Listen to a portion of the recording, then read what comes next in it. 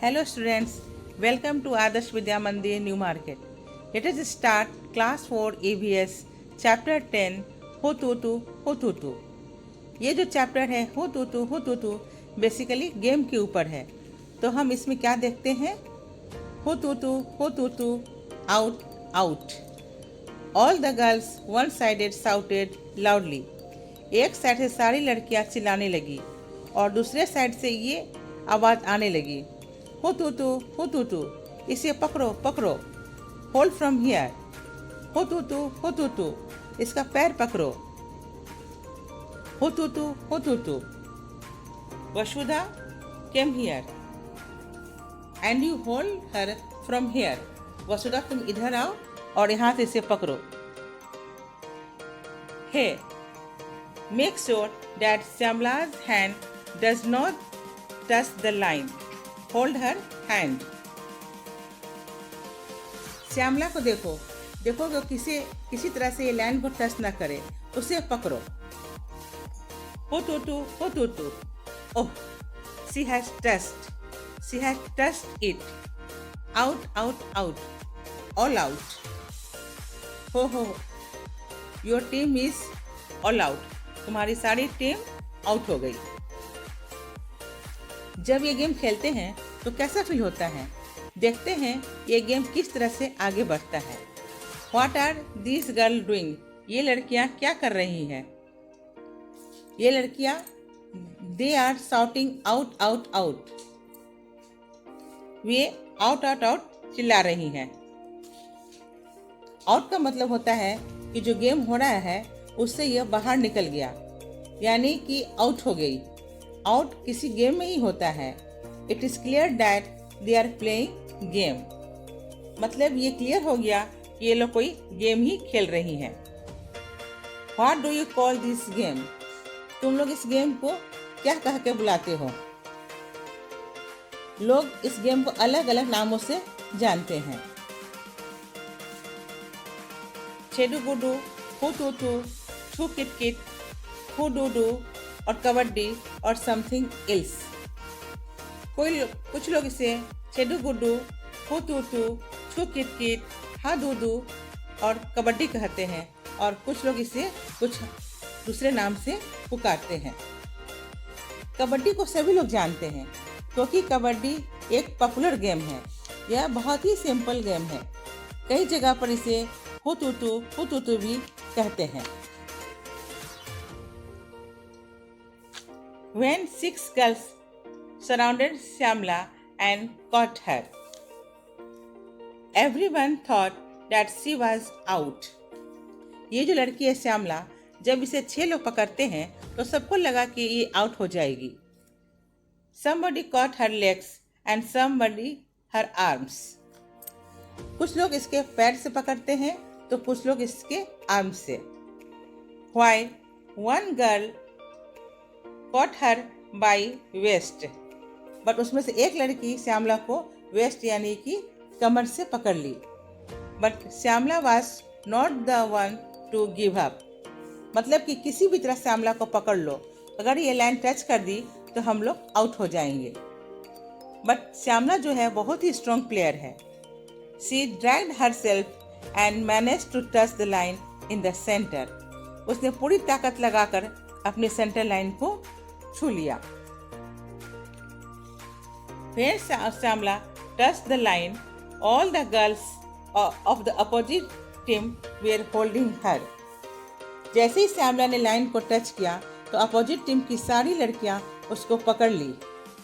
So all of them got out. इसलिए वे सभी out हो गई। पूरी टीम ऑल आउट हो गई। But Rosie argued that Shyamala had taken a breath in between. होता क्या है, जब कोई टीम हार जाती है तो कोई न कोई आरोप लगाती है, जैसे कि हम हारे नहीं हैं, ये चीटिंग हुई है। तो यहाँ भी यही होता है। जब श्यामला जीत जाती है और कहती है your team is all out, तुम्हारी पूरी टीम ऑल आउट हो चुकी है, तो दूसरी टीम में रोजी नाम की एक लड़की है जो बहस करने लगती है Shyamala had taken a breath. Shyamala ने बीच में सांस ली। So the team was not out, इसलिए हमारी टीम आउट नहीं है। ये जो गेम है हो तू या कबड्डी, इसमें इस गेम में लगातार कबड्डी कबड्डी या हु तू कंटिन्यू बोलना पड़ता है। यदि बीच में सांस ली तो वह आउट हो जाता है, यानी बीच में हम सांस नहीं ले सकते हैं। तो रोजी कहती है श्यामला ने बीच में ही सांस ले ली थी, इसलिए हमारी टीम आउट नहीं है। Shyamala insisted that his was not true. Shyamala ने इसका विरोध किया और कही मैंने सांस नहीं लिया। तो इस तरह बहस होने लगती है और श्यामला कहती है कि ये गलत है। तो लास्ट में डिसीजन क्या निकलता है कि नहीं, श्यामला ठीक थी। She said that if she had taken a breath, why did the girls keeping holding her? अगर उसने बीच में सांस ली तो क्यों सारी लड़कियां उसे पकड़ी हुई थी? There was a big argument. Finally, Shyamala won. तो क्या होता है? Finally, श्यामला जीत गई। अच्छा, आप लोग यहाँ पर एक पिक्चर देख रहे हैं, ये कबड्डी की पिक्चर है। तो यहाँ क्या दो टीम है, इसमें एक टीम के खिलाड़ी को दूसरे टीम में जा कर के उसको पकड़ना होता है और जब ये पकड़ लेते हैं तो फिर आप वापस अपने टीम में वापस आ जाते हैं। तो ये कबड्डी का गेम होता है जो कि बहुत ही रूल रेगुलेशन से खेलना होता है। The game of kabaddi. Using this game, attention to the point that we make rules for our lives the way we do for games so that things can be done in a proper manner. मतलब कहने का मतलब यहाँ है कि हम लोग कोई भी काम को हम लोग को रूल से ही करनी चाहिए। अगर हम रूल से कोई भी काम करेंगे तो हमारा सारा काम प्रॉपर मैनर में होगा, इजी ढंग से होगा। We have differences and fights among ourselves. अगर हम लोग रूल से कोई काम नहीं करेंगे तो क्या होगा बच्चों, हम लोग के बीच में डिफरेंसेस आएगी, झगड़ा होगा, बहुत सारी दिक्कतें आ सकती हैं। So we should follow the rules, इसलिए हमें रूल को फॉलो करना चाहिए। तो रूल हमारे जीवन के लिए, लाइफ के लिए बहुत इम्पॉर्टेंट है। Rule teach us self discipline. Rules makes our life easier and mannered. It binds all people living in a community. Without rules, we will lack self-control. Without rule, we will not have social skills that are important for making friends. Rules promote the development of self-motivation, self-control, personality development, and decision making. So बच्चों, हमें rule से ही सारा काम करना चाहिए। Game ही क्यों नहीं हो, सब कुछ रूल से सारा काम करने से क्या होता है, हमारा सारा काम प्रॉपर वे में ही होता है। The game of kabaddi. So this is what A game of kabaddi is like. Pushing and pulling, screaming and shouting, dragging and falling on the ground. It is a rough game yet it has many rules. ये game क्या होता है कबड्डी, ये बच्चे तुम लोग भी खेले होंगे। ये बहुत ही रफ गेम होता है। इसमें क्या होता है, घिसना होता है, पकड़ना होता है, गिराना होता है ना। इस तरह से ये बहुत ही रफ गेम है।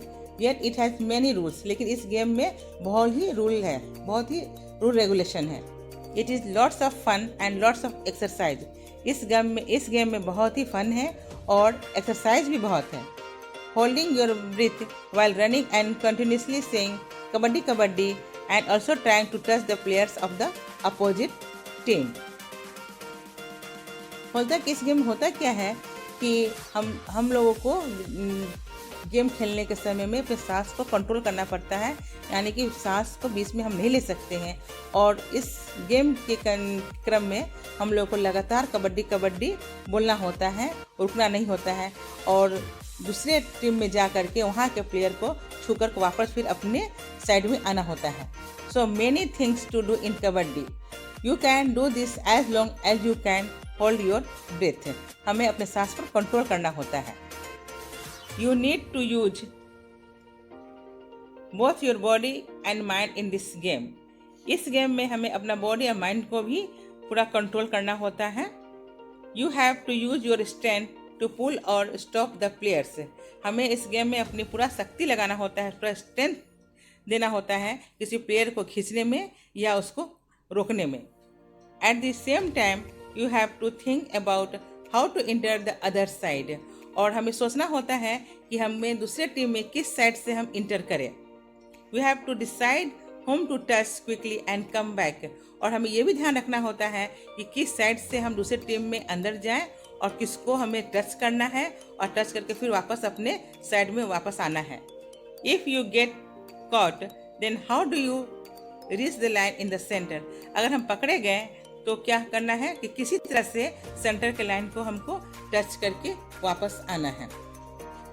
तो बच्चों हम कबड्डी हम देख रहे हैं। कबड्डी में बहुत सा रूल रेगुलेशन होता है और ये इसमें बहुत ही फन होता है।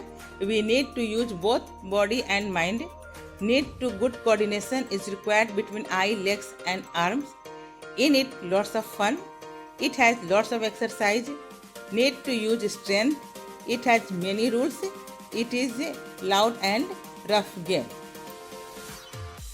तो बच्चों ये क्या है, कबड्डी क्या होता है? बहुत ही रफ गेम होता है, बहुत रूल रेगुलेशन होता है और इसमें हमें मज़ा भी बहुत आता है, एक्सरसाइज भी इसमें होता है और हमको गुड कोऑर्डिनेशन रखना होता है आई, लेग और आर्म के बीच में। तो बच्चों पहले क्या था कि कबड्डी में लड़कियों लोगों को खेलने के लिए अलाउड नहीं था। कबड्डी खेलने के लिए उन्हें कबड्डी खेलने नहीं दिया जाता था। क्यों नहीं दिया जाता था? कि girls were not allowed to play this game. People thought that if girls played such rough games, nobody would marry them. लोगों का सोच था कि यदि लड़कियां इस तरह का रफ गेम खेलेंगी तो कोई उनसे शादी नहीं करेगा। They also said that the girls had to wear boys clothes. पहले के ज़माने में क्या होता था, लड़कियों लोग को लड़कों की तरह कपड़ा पहनने की इजाज़त नहीं थी। तो जब ये लड़कियां कबड्डी गेम खेलेंगी तो उन्हें लड़कों की तरह कपड़ा पहनना पड़ेगा। That is why they stopped girls from playing. इसी कारण से लोग लड़कियों को कबड्डी खेलने के लिए अलाउड नहीं करते थे। तो क्या था, पहले के ज़माने में लोग इस तरह का डिस्क्रिमिनेशन करते थे लड़कियों से और उनको कबड्डी खेलने की इजाज़त नहीं दी जाती थी। तो ये था बच्चों इस चैप्टर का कंटेंट्स कि कबड्डी किस टाइप का गेम होता है, किस टाइप से खेला जाता है और इसमें कितना रूल रेगुलेशन होता है, ये सभी हम लोगों ने इस वीडियो में देखा। अब नेक्स्ट वीडियो में हम लोग कन्ना मालेश्वरी और स्टोरी ऑफ थ्री सिस्टर्स के बारे में हम लोग देखेंगे। So you watch the video regularly and try to solve the worksheet given in the second link. Thank you.